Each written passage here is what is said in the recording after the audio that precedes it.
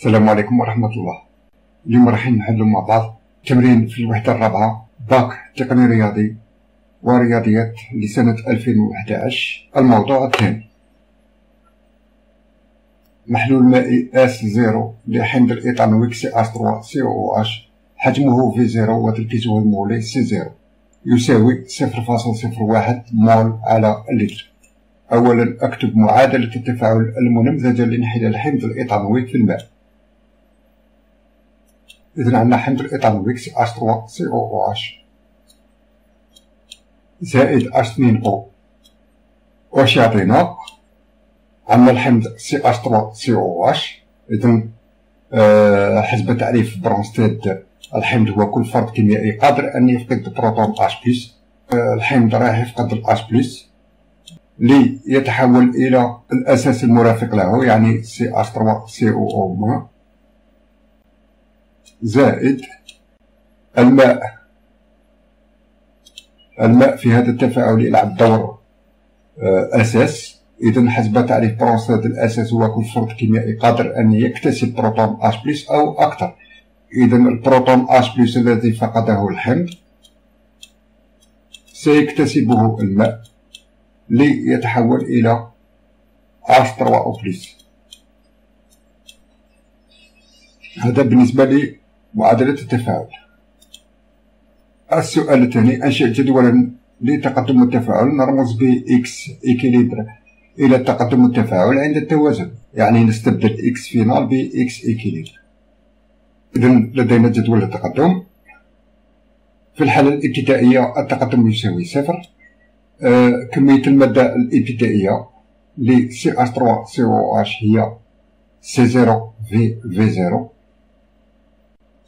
الماء يلعب دور مذيب يعني بوفرة. بالنسبة ل CH3COOH في الحالة الابتدائية 0 و ل H3O+ 0. ثم التقدم في الحالة الانتقالية هو X. إذن عندنا C0 V0 ناقص X ثم X ثم في الحالة النهائية X يساوي XF، أو في الموضوع استبدال X فينال ب X عند التوازن. إذن X إكيليبر. C0 V0 ناقص X إكيليبر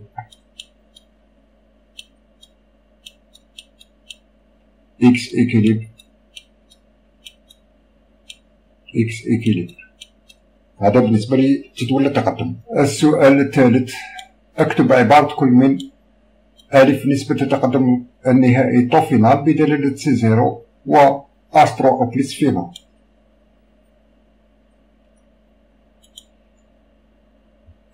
السؤال 3 ألف: عبارة نسبة التقدم طو فينال بدلالة C0 وتركيز ال H3O+. إذن لدينا علاقة الطو فينال نسبة التقدم. طو فينال تعطى بالعلاقة التالية: يساوي X فينال على X ماكس، أو بما أن استبدلنا X فينال ب X إكيليبر في هذا التمرين، إذن X إكيليبر على X ماكس. نحدد عبارة X إكيليبر اعتمادا على جدول التقدم. لدينا في الحالة النهائية كمية المادة ل CH3COOH هي X إكيليبر و H3O+ هي كذلك X إكيليبر. إذن في الحالة النهائية لدينا N فينال ل H3O+ يساوي X إكيليبر يساوي تركيز ال H3O+ في V0. بقينا الآن نحدو عبارة X ماكس. إذن اعتمادا على جدول التقدم نفرض أن التفاعل تام. إذن في جدول التقدم يصبح لنا X ماكس. إذن كمية المادة في الحالة النهائية ل CH3COOH تصبح C0 V0 ناقص X ماكس. وإذا كان التفاعل تام إذن C0 V0 ناقص X ماكس يساوي 0، ومنه X ماكس يساوي C0 في V0. راح نعاودو عبارة إكس عند التوازن و إكس ماكس في عبارة طو فينال، تصبح عندنا طو فينال يساوي إكس إكيليبر يعني أسترو أو بلس فينال في في زيرو على إكس ماكس سي زيرو في زيرو. نختزل في زيرو من البسط ومن المقام، تصبح عندنا عبارة طو فينال تساوي تركيز الأسترو أو بلس في الحالة النهائية على سي زيرو، عبارة طو فينال المطلوبة.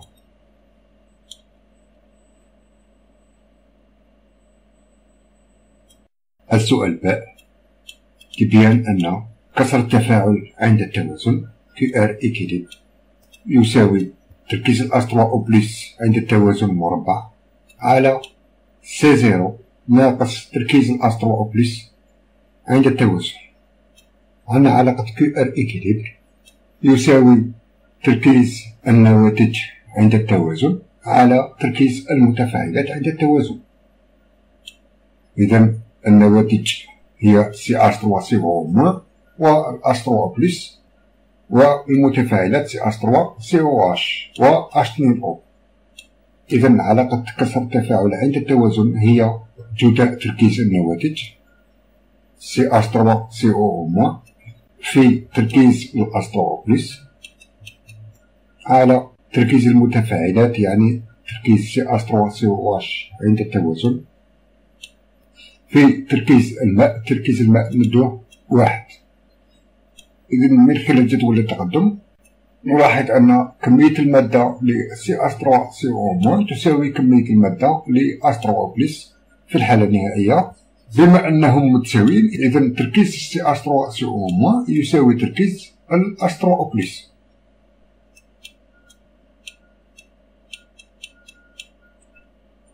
إذا نبقى لنا عبارة سي اش 3 سي او اش.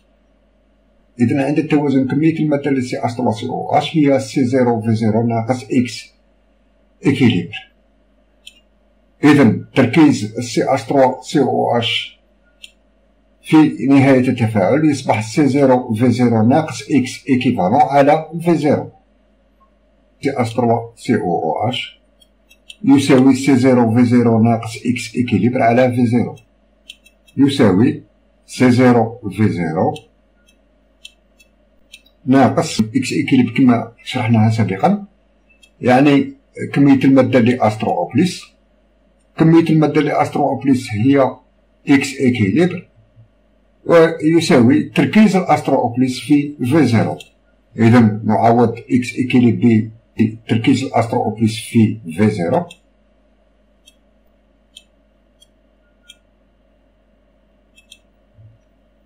ناقص اش 3 بلس في زيرو على زيرو.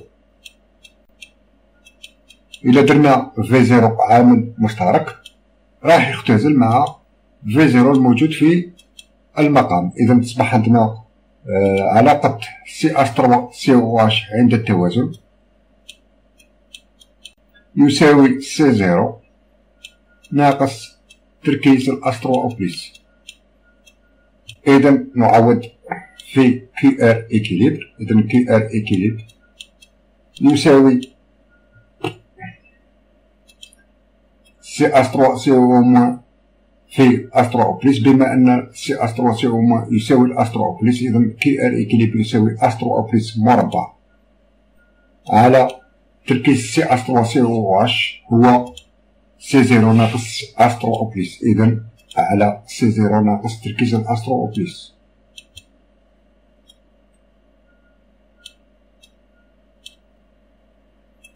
السؤال ج الناقلية النوعية سيجما عند التوازن بدلالة لامدا اش 3 بلس لامدا سي اش 3 سي او موان وتركيز اش 3 بلس عند التوازن نهمل اش او موان عند التوازن.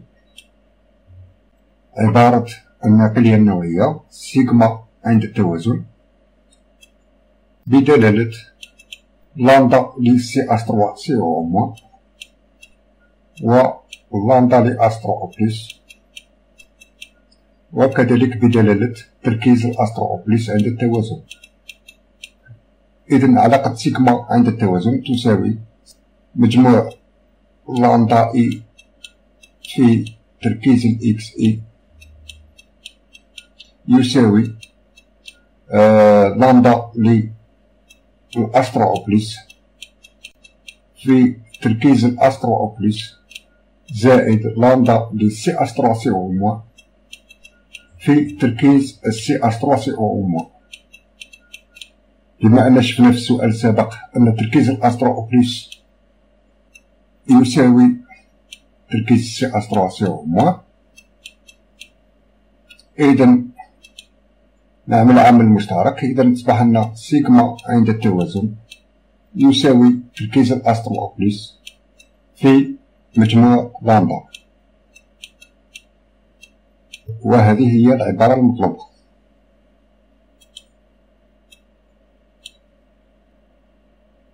السؤال 4 ألف: باستخدام العلاقات المستنتجة سابقا أكمل الجدول الموالي. عطاونا قيم لامدا لسي أسترو سي أو موان تساوي 3.6 مليسيمنس متر مربع مول ناقص 1، ولامدا لأستروأوبليس تساوي 35.9 مليسيمنس متر مربع في مول ناقص 1. إذن السؤال 4 ألف إتمام الجدول. إذن في الجدول طلبوا منا تركيز الأستروأوبليس عند التوازن. إذن التركيز الأستروأوبليس نستخرجه من عبارة الناقلية النوعية. تركيز الأستروأوبليس يساوي سيغما عند التوازن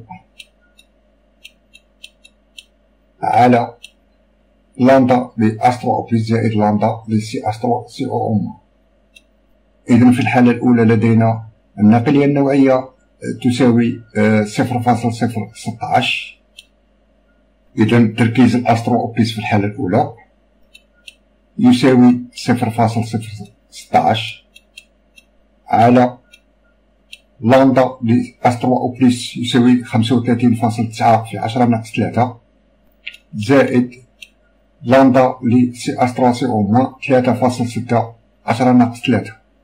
أستروأوبليس يساوي 0.4 مول على المتر مكعب.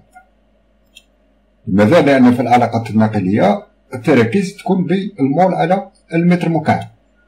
إذن نحولوها للتر، 1 متر مكعب يساوي 1000 لتر. إذن تصبح لنا تركيز الأستروأوبليس عند التوازن يساوي 0.4 في 10 ناقص 3 مول على اللتر، أو 4 في 10 ناقص 4 مول على اللتر. نكتبوها للجدول. إذن تركيز الأستروأوبليس عند التوازن يساوي 4 في 10 ناقص 4 مول على اللتر. بالنسبة للمحلول أس واحد لدينا سيغما عند التوازن يساوي 0.036 سيماس متر ناقص 1، نفس الشيء اللي عملنا به في الحالة الأولى. إذن عندنا 0.036 على 35.9 10 قوة ناقص 3 زائد لامدا لسي أسترو سي أو موان 3.6 في 10 قوة ناقص 3. إذن تركيز الأستروأوبليس يساوي 0.911 مول على المتر مكعب. إذن بالمول على اللتر تركيز الأستروأوبليس يساوي 9.11 في 10 قوة ناقص 4 مول على اللتر. مثلوا على الجدول. إذن 9.11 في 10 قوة ناقص 4 بالنسبة للمحلول أس واحد. نحسب طو فينال بالنسبة للمحلولين أس زيرو و أس واحد. بالنسبة للمحلول أس صفر طو فينال العبارة اللي سبناها سابقا في السؤال 1 ألف هي تركيز الأستروأوبليس على سي زيرو يساوي 4 في 10 قوة ناقص 4 على سي زيرو 1 في 10 قوة ناقص 2. النتيجة طو فينال يساوي 0.04 ردوها بالمئة، إذا الطو فينال يساوي 4%. نمثلو على الجدول. بالنسبة للمحلول اس واحد، طو فينال نفس العلاقة اللي نستعملوها، طو فينال يساوي تركيز الأستروأوبليس على سي زيرو أو على سي واحد بالنسبة لمحلول اس واحد. إذا تصبح عندنا 9.11 10 قوة ناقص 4 على 5 في 10 قوة ناقص 2 يساوي 0.0182، وبالمئة طو فينال يساوي 1.82%. نمثلو على الجدول. وبالنسبة لكسر التفاعل عند التوازن نستعملو العلاقة اللي رسمناها في السؤال السابق، يعني كسر التفاعل عند التوازن يساوي تركيز الأستروأوبليس مربع على سي زيرو ناقص تركيز الأستروأوبليس. إذا في الحالة الأولى كسر التفاعل يساوي تركيز الأستروأوبليس مربع، يعني 4 في 10 قوة ناقص 4 مربع بالنسبة للمحلول اس زيرو، على سي زيرو يعني 1 10 قوة ناقص 2 ناقص تركيز الأستروأوبليس يعني 4 في 10 قوة ناقص 4. والنتيجة كسر التفاعل عند التوازن يساوي 1.66 في 10 قوة ناقص 5. إذا بالنسبة للمحلول اس زيرو كسر التفاعل هو 1.66 في 10 قوة ناقص 5.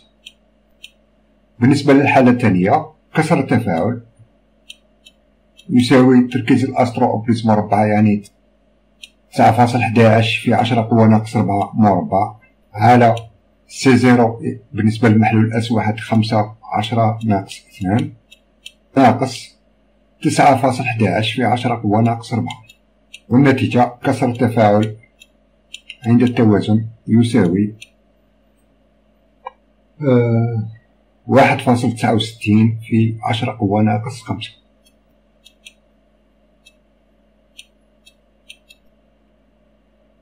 السؤال باء، استنتج تأثير التركيز المولي للمحلول على كل من نسبة التقدم طو فينال وكسر التفاعل عند التوازن QR إكليم. للإجابة على السؤال نستثمر النتائج الموجودة في الجدول.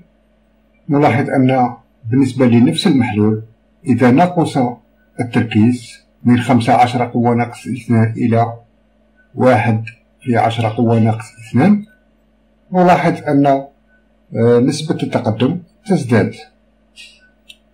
هذا بالنسبة للاستنتاج الأول.